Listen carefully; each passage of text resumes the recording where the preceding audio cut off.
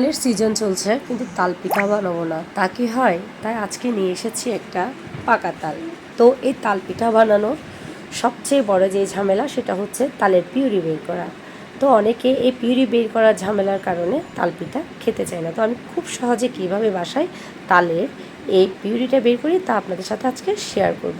আসসালামু আলাইকুম, কেমন আছেন সবাই? আশা করছি ভালো আছেন। দেখতেই পাচ্ছেন আমি খুব সুন্দর করে একটা তালের উপরের স্কিনটা উঠিয়ে নিয়েছি, কারণ এটা হচ্ছে এই তালের পিউরি বের করার প্রথম একটা ছুরি নিয়েছি। ছুরির মাধ্যমে এই তালের উপরের অংশটা কেটে নেব, কারণ এটা থাকলে তালের রসটা খুব তিতা হয়ে যায়। তো রসটা তিতা হয়ে যাওয়া মানে পিঠা তিতা হয়ে যাওয়া, তাই আমি এই জিনিসটা আগে খুব সুন্দর করে নিয়ে নেওয়ার চেষ্টা করি। তো এরপরে এগুলোতে আমি একটু পানি দিয়ে কুচলিয়ে রাখবো, কারণ একটু পানি দিয়ে যদি এগুলো কুচলিয়ে রাখা যায় তাহলে খুব সফট হয়। সফট হলে কি হয়, তালের পিউরি বের করতে অনেকটা সহজ হয়। তাও দেখতেই পাচ্ছেন আমি যেভাবে একটু একটু হালকা পানি দিয়ে কুচলিয়ে রাখছি, আপনারা সেভাবে রাখবেন। তো এই কুচলিয়ে রাখার পর আমি একটা বাটি নিয়েছি, সাথে নিয়েছি একটা স্ট্রেইনার।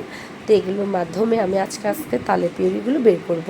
তো প্রথমে একটা বিচি নিয়েছি, এর থেকে দেখতেই পাচ্ছেন খুব সুন্দর করে আমি তালের এই পিউরিটুকু বের করেছি। কত ঘন হয়েছে দেখতেই পাচ্ছেন।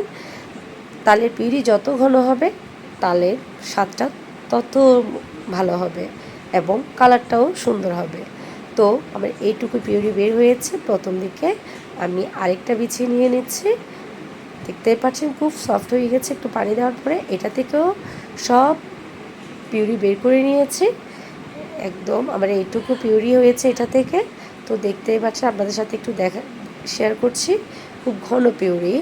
তো এটা আমি একটু একটা বাটিতে উঠিয়ে রাখবো। প্রথম দিকে যতটুকু পিউরি আমি বের করেছি, তো উঠিয়ে রাখার পরে এই বিচিগুলো থেকে যতটুকু পারা যায় আমি পিউরিটুকু বের করে নিয়েছি খুব সহজে। তো এই তালের পিউরির উপর নির্ভর করে তালের স্বাদ, তালের কালার। তো আমার প্রায় এক বক্স এই তালের পিউরি হয়েছে। এইটুকু আমি একটা বক্স করে রেখে দিব।